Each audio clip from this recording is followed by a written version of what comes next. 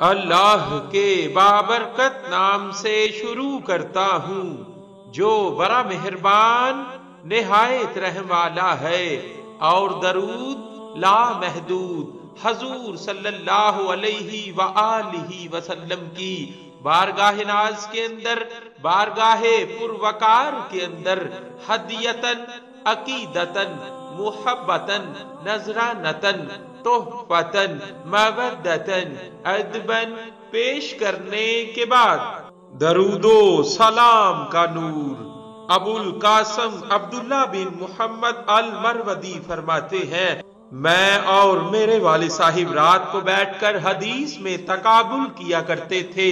پس جس جگہ بیٹھ کر ہم تقابل حدیث کیا کرتے تھے وہاں نور کا ایک ستون دیکھا گیا جو کہ آسمان کی بلندیوں تک پہنچ رہا تھا۔ پوچھا گیا یہ کون سا نور ہے؟ فرمایا یہ دونوں تقابل حدیث کے وقت جو درود و سلام پڑھتے ہیں یہ نور اسی کا ہے صلی اللہ علیہ وآلہ وسلم۔ ہم پڑھتے ہیں اپنے آقا صلی اللہ علیہ وآلہ وسلم پر درود، کاروبار جو کرتے ہیں تو ہنسی کرتے ہیں کیونکہ اس میں پرافٹ بہت زیادہ ہے۔